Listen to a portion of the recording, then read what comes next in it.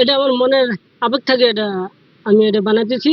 আমার মনে কষ্ট কষ্ট তো না পাই, ভিডিও বানাই যখন আমার কষ্টগুলো ভাসবে তখন আমার ভিডিওগুলো আমি দেখবো, অন্য ভিডিও দেখবো। এই জন্য টাচ ফোন আমি কিনছি। আমার মনে আমার চোখ যখন পানি না ধরে তখন আমি ভিডিওগুলো দেখি, মনের ভিতরে আনন্দ দেয় আর কি। এটাই আমার উৎসাহ। আমার পরিবারের লোক বেশি, আয়ের চেয়ে ব্যয় বেশি, এই জন্য আমার কষ্ট বেশি। আর আর্থিক অবস্থা খারাপ, আমার বাড়ি ছাড়া বলতে নাই, এটা নিয়ে টেনশনে, নিজের বাড়ি ছাড়া না থাকলে যা কিছু হয়।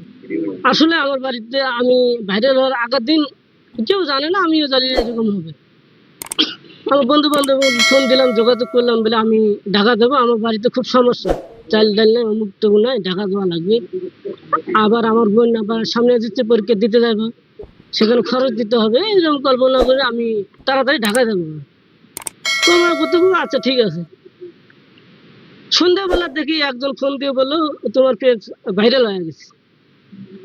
মনের ভিতরে অনেক খুশি, এদিকে খুশি, এদিকে রাত্রে আবার চিন্তা ভাবনা আমার হলো, বাড়িতে আবার চাল ডাল নেই, এগুলো কাকে বলি? আমাদের গরিব মানুষ, অসহায় এলাকা, অসহায় লোকের কথা কে শোনে করে। বড় ভাই আছে বলে এখন কি করবো আমি এই পরিস্থিতি। তারা আর 2টা দিন দেখ, আর 2টা দিন থাকতে যদি আমার যদি বাড়িতে যদি খাবার না থাকে, তাহলে হ্যাঁ আমি কিভাবে বাঁচবো? আমি তো বাঁচবো, বন্ধু বান্ধব 10 টাকা 5 টাকা আমার খাওয়ায় চলি আমি, কিন্তু আমার পরিবার কিভাবে বাঁচবে সেটা আমার চিন্তা।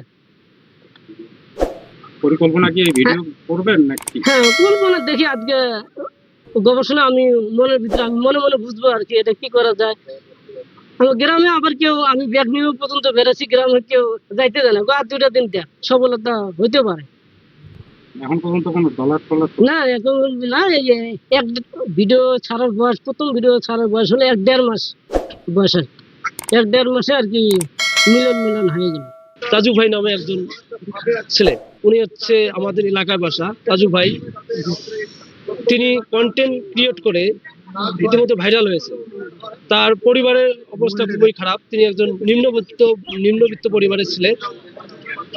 তিনি এই নাগেশ্বরী উপজেলা নারায়ণপুর ইউনিয়নের যে উন্নয়নের চিত্র, সেটা তার মাধ্যমে তুলে ধরেছে। তার মাধ্যমে যেন আমার ইউনিয়নের মধ্যে এই উন্নয়নের ছোঁয়া লাগে। ধান চাল ইত্যাদি সবগুলা চর অঞ্চল থেকে যায়, তাহলে আপনারা চর অঞ্চল কেন দেখেন না?